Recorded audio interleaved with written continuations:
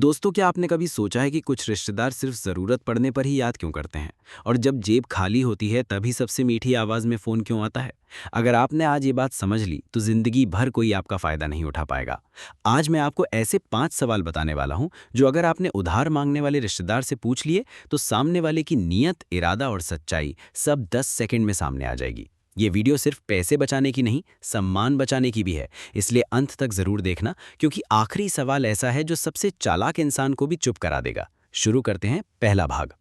जब कोई रिश्तेदार अचानक प्यार से बोले, बेटा, भाई, भैया, जरा मदद चाहिए, तब सबसे पहले भावुक मत बनो। सीधा पहला सवाल पूछो, आपको पैसे किस काम के लिए चाहिए? याद रखना, जो इंसान सच्चा होगा वो साफ बताएगा कि दवाई के लिए चाहिए, फीस के लिए चाहिए, बिजनेस में फंस गया हूं या घर में इमरजेंसी है। लेकिन जो घुमाएगा, टालेगा, बोलेगा बस जरूरत है दे दो बाद में बता दूंगा, समझ जाओ मामला साफ नहीं है। चाणक्य कहते थे, जहां बात छुपाई जाए वहां इरादा भी साफ नहीं होता। कई लोग पैसे मांगते समय ज़रूरत का नाम लेते हैं, लेकिन असल में शौक पूरे करते हैं। कोई मोबाइल बदलना चाहता है, कोई दिखावा करना चाहता है, कोई पुराने कर्ज को नए कर्ज से ढकना चाहता है। अगर आपने कारण नहीं पूछा तो मेहनत की कमाई हवा हो जाएगी। इसलिए शर्माना मत, क्योंकि पैसा आपका है और सवाल पूछना आपका अधिकार है। जो बुरा मान जाए, समझ लेना उसकी नीयत पर सवाल था। अब अगर सामने वाला पहला सवाल पार कर जाए तो दूसरे भाग में मैं बताऊंगा ऐसा सवाल जिससे पता चल जाएगा कि वो लौटाने वाला इंसान है या सिर्फ लेने वाला। अगर अभी तक वीडियो अच्छा लग रहा हो तो लाइक ज़रूर करें और दूसरे भाग के लिए तैयार रहिए। अब दूसरा भाग शुरू होता है और ये सवाल बहुत खतरनाक है। पूछो, पैसे कब और कैसे वापस करोगे? ध्यान से देखना सामने वाला क्या जवाब देता है। जो ईमानदार होगा वो तारीख बताएगा, तरीका बताएगा, बोलेगा महीने की 10 तारीख को सैलरी आते ही दे दूंगा या 2 किस्तों में लौटा दूंगा। लेकिन जो सिर्फ लेने आया है वो बोलेगा जल्द दे दूंगा, देख लेंगे, इंतजाम होते ही दे दूंगा।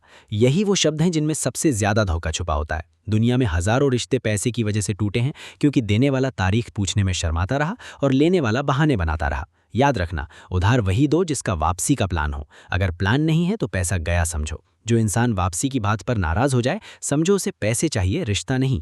बहुत लोग कहते हैं रिश्तेदार है, क्या हिसाब रखना, लेकिन सच ये है कि जहां हिसाब खत्म होता है वहीं सम्मान खत्म होता है। इसलिए साफ शब्दों में पूछो और जवाब नोट करो। अब तीसरे भाग में मैं बताऊंगा वो सवाल जिससे सामने वाले का पिछला रिकॉर्ड खुल जाएगा, और यहीं सबसे ज्यादा लोग फंसते हैं। आगे बढ़ने से पहले चैनल को सब्सक्राइब कर लो, क्योंकि ऐसी बातें स्कूल नहीं सिखाता, जिंदगी सिखाती है। अब तीसरा भाग शुरू होता है। पूछो, पहले जो पैसे लिए थे उनका क्या हुआ? ये सवाल सुनते ही कई चेहरे उतर जाते हैं, क्योंकि बहुत लोग पुराने उधार चुकाए बिना नया उधार मांगने आते हैं। अगर उसने पहले लिया था और समय पर लौटाया था तो ये पॉजिटिव संकेत है। लेकिन अगर पहले बहाने बनाए, महीनों घुमाया, बार बार याद दिलाना पड़ा, तो समझो इतिहास दोहराया जाएगा। बुद्धिमान इंसान इंसान को नहीं, उसके व्यवहार को पहचानता है। रिश्तेदार हो या दोस्त, आदत नहीं बदलती। जो पहले जिम्मेदार नहीं था अचानक आज जिम्मेदार नहीं बन जाएगा। कई लोग भावनात्मक दबाव डालते हैं, क्या तुम मुझे भरोसे लायक नहीं समझते? ऐसे समय याद रखना, भरोसा शब्दों से नहीं, रिकॉर्ड से बनता है। बैंक भी हिस्ट्री देखता है, आप क्यों ही देखोगे? अगर सामने वाला साफ जवाब दे दे, गलती माने, पिछला चुका दे या ईमानदारी दिखाए तो बात अलग है। लेकिन अगर गुस्सा हो जाए, बात बदल दे, आपको गलत साबित करने लगे, समझ जाओ खेल पुराना है। चौथे भाग में मैं बताऊंगा ऐसा सवाल जो 90% नकली जरूरत वालों को तुरंत पकड़ लेता है। अगर अभी तक एक भी बात काम की लगी हो तो वीडियो लाइक करके आगे बढ़ते हैं। अब चौथा भाग, और ये बहुत ज़रूरी है। पूछो, क्या आपने और किसी से मदद मांगी है या कुछ बेचकर इंतजाम करने की कोशिश की है? ये सवाल सामने वाले की गंभीरता बताता है।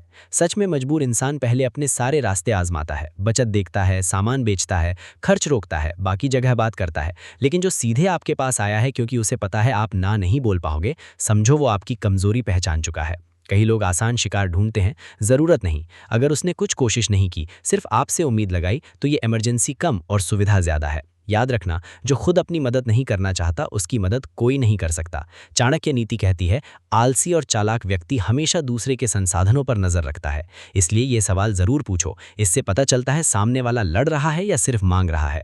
अब पांचवा और आखिरी सवाल बचा है, सबसे खतरनाक सवाल, जिसे सुनकर गलत इरादे वाला इंसान खुद पीछे हट जाएगा। इसलिए अंत तक रुको। अब पांचवा भाग, सबसे शक्तिशाली सवाल।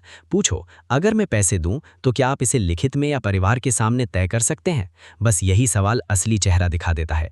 जो सच्चा है वो बोलेगा हाँ क्यों नहीं, लिख लो, सबके सामने बोल देता हूं। लेकिन जो धोखा देने आया है वो तुरंत पीछे हटेगा, बोलेगा क्या तुम मुझ पर भरोसा नहीं करते? रिश्तों में कागज आते हैं क्या? इतना छोटा समझा है मुझे। याद रखना, जिसे नीयत साफ होती है उसे लिखने से डर नहीं लगता। डर उसी को लगता है जिसके मन में लौटाने का इरादा नहीं होता।